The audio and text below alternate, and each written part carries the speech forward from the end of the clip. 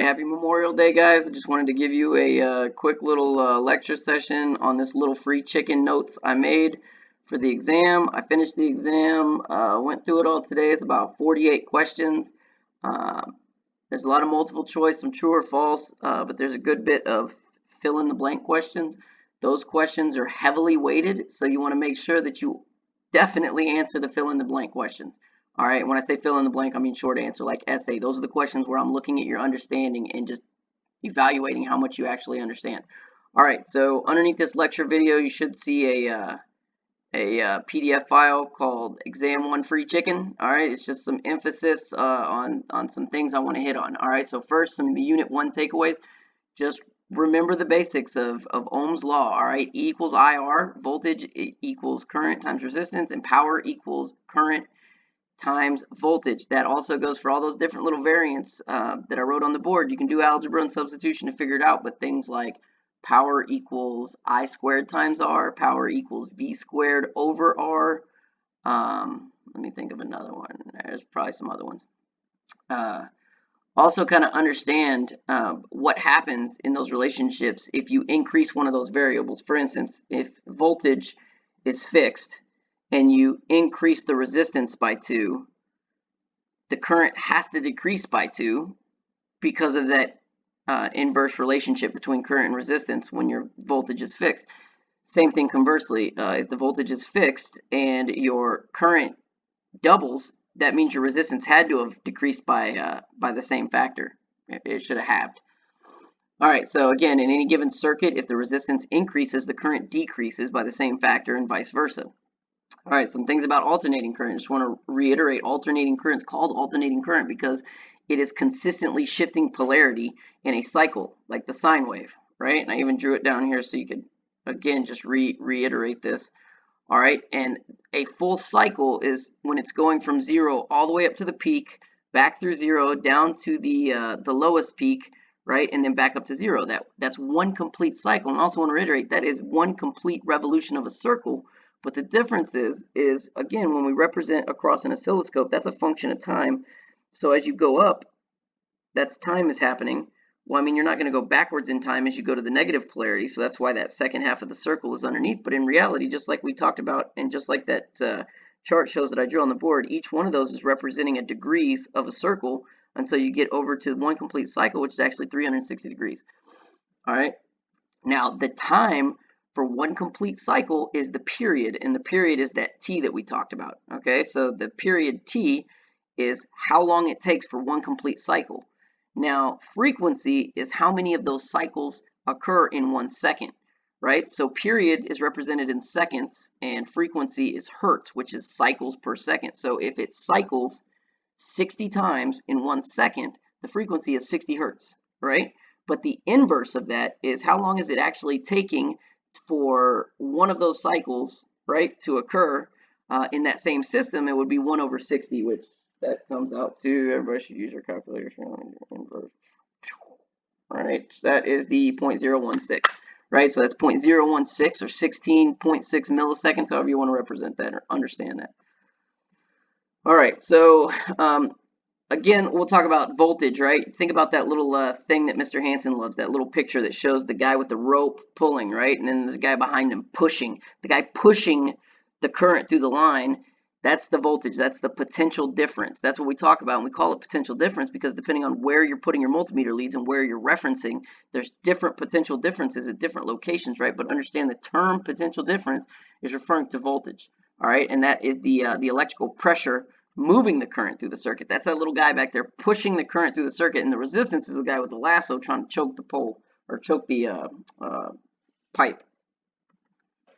All right, let's move on. More free chicken. Okay, again, Unit 3's big takeaways. Let's talk about capacitant, reactive capacitance and reactive inductance.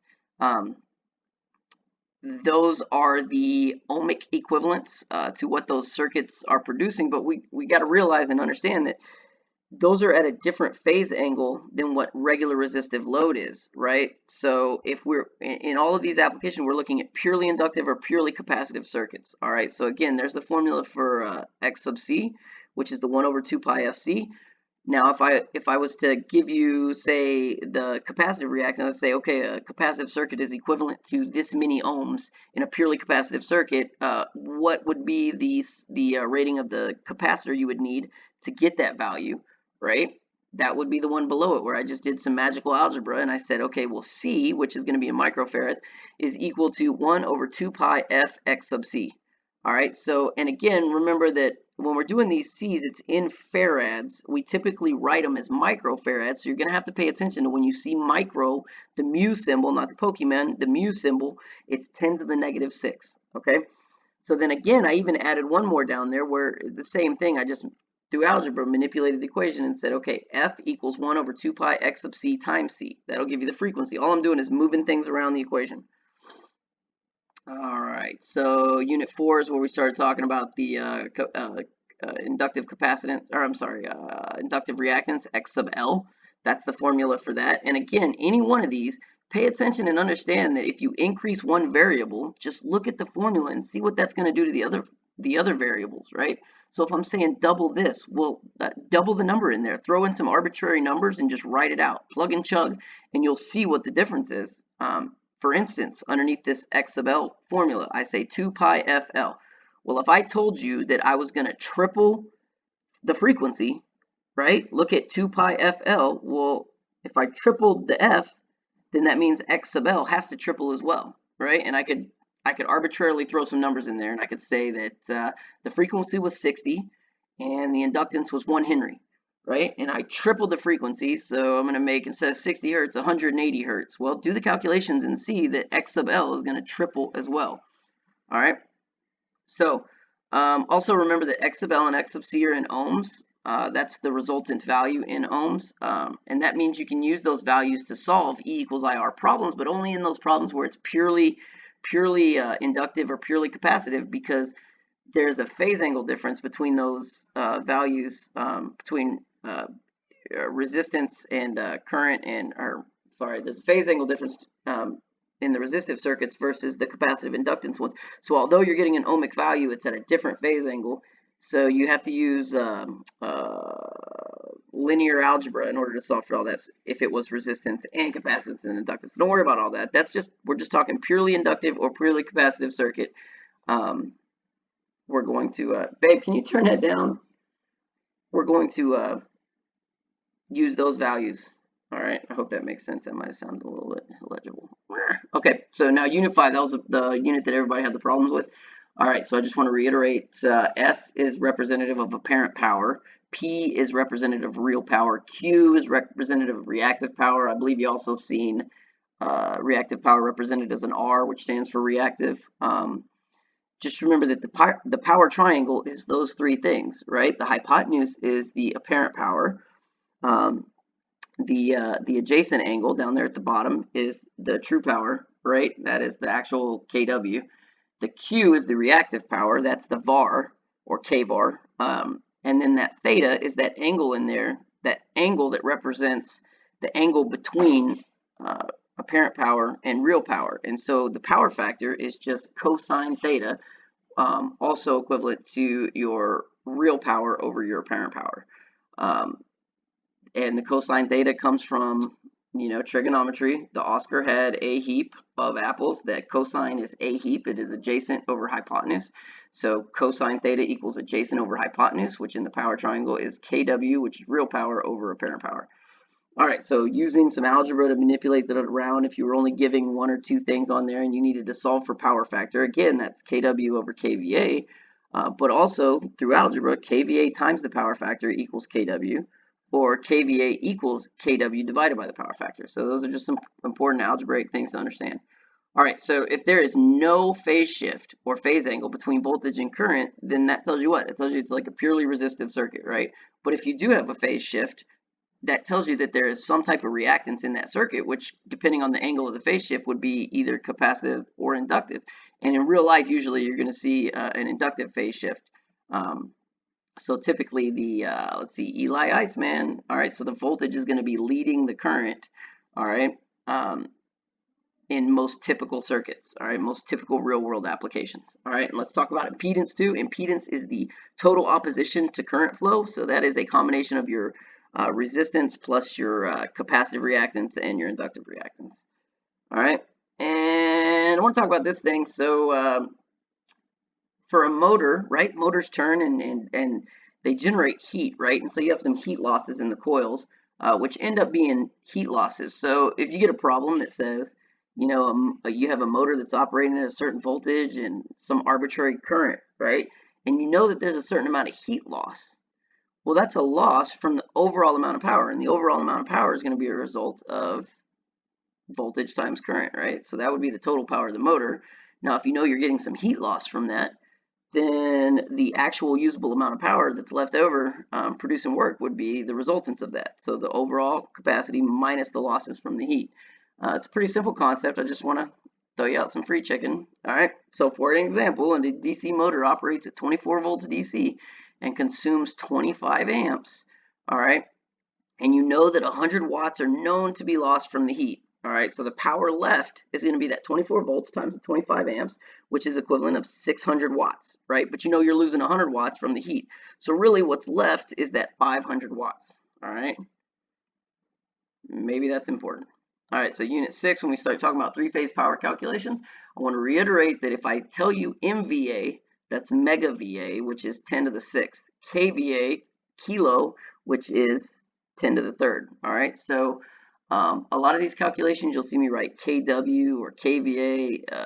In reality, the units that we're doing when we're doing the calculations, unless you're really good with units and understanding them, you should always use the base unit, which would be watt, volt, amp, var, right? And then just scale it based on the prefix. So if I gave you megawatts and I told you 5 megawatts, that's actually 5 times 10 to the 6th watts. Same thing in VA, right? Or if it was kilowatts and I said 5 kilowatts, that's actually 5 times 10 to the 3rd watts. You need to be consistent with your units, all right?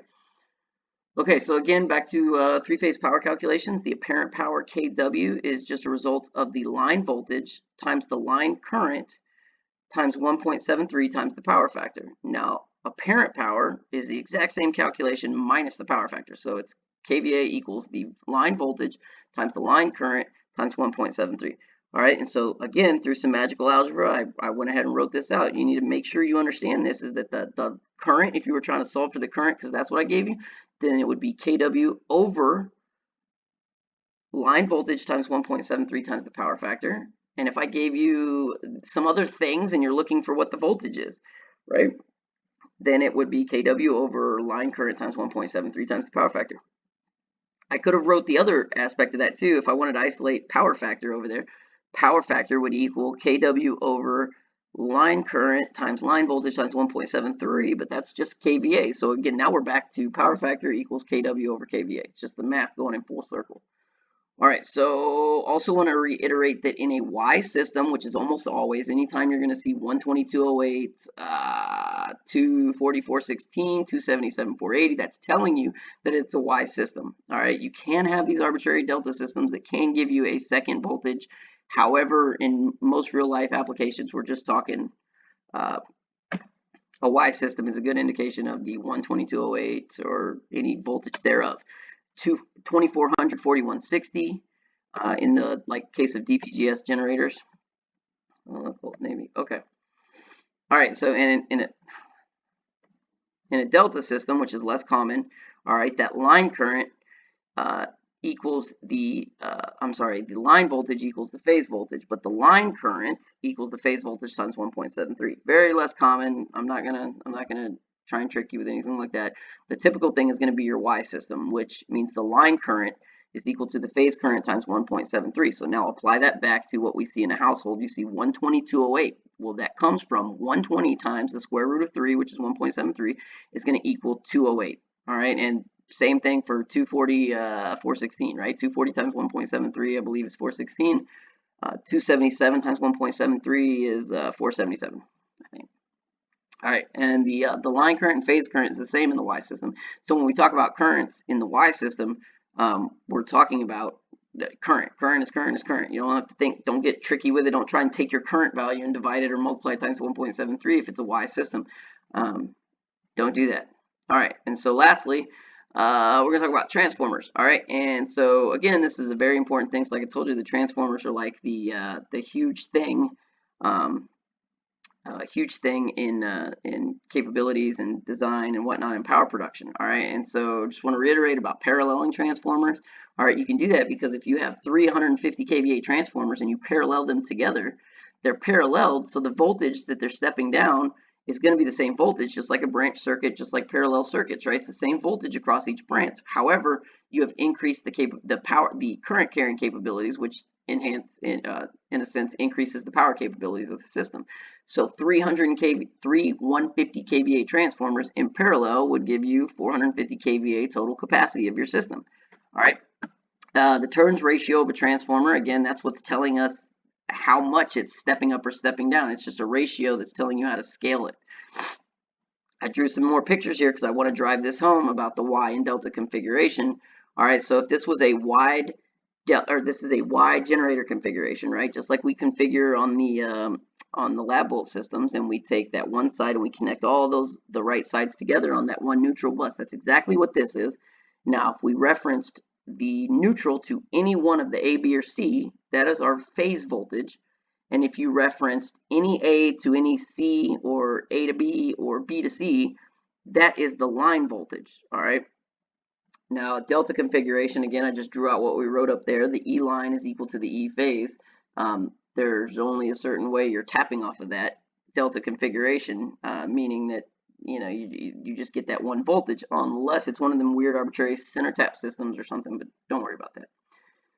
Okay, again, the Y configurations are typically identified with the two voltages, right? So 122.08, 244.16, 277.480.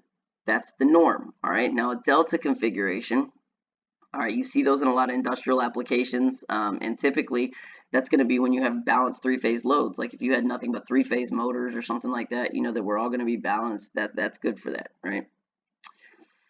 All right, so talk about the distribution transformer. Now we're just talking about a single-phase bucket transformer that you see up on the pole outside of your house. All right, I'm just going to kind of describe this to you. I want you to just kind of understand what's going on there. All right, now I drew in here a little neutral and a phase, right? I'm telling you that that would be a single phase setup, right? Because of neutral and a phase, right? All right, that's the primary side. Now the secondary side of that distribution transformer, you're gonna have those three taps, right? The three taps that are running to your house. All right, so between this tap and this tap, the center tap, you'd get 120. But if you went from 0 volts to the furthest tap, you could get 240. And the reason for that is you are tapping off a different point in the secondary windings, meaning that if you're tapping off the center winding, all right, what was maybe a one, let's say if we're stepping down, right, we're saying it's a 4-to-1 transformer there, right? And we have 4 times the windings on the primary side than we do on the secondary side. All right. Now, if we tapped off the center, right, now it's like an 8-to-1, if you will, because we reduced that second side number of turns by half. All right. You see, now the ratio, the difference, the number of turns on the primary versus the numbers of turns on the secondary is different because we're using less turns. All right, it changes the ratio, which inherently is going to change the voltage between those 2 points. Now, if we go to the far tap, right, where we have the full amount of turns that we're tapping off of, then that changes the ratio again too. So now we're back to that 4-to-1 instead of the 8-to-1. So now our voltage is going to change. That's why it's important to know the turns ratio, because it's inherently telling you how much it's either stepping up or stepping down the voltage on the secondary. All right, one last thing, remember to pay attention to the units and prefixes. I told you about kW, kVA, millis another one, micros another one, right? So micro and milli are the I guess the lower level, the pre-zero to the kilo and mega. All right, these are the ones that are important. Just pay attention to your units when you're doing your math, and you should be fine. And that is it. I hope you guys use this and have a good weekend. Good luck on the test tomorrow.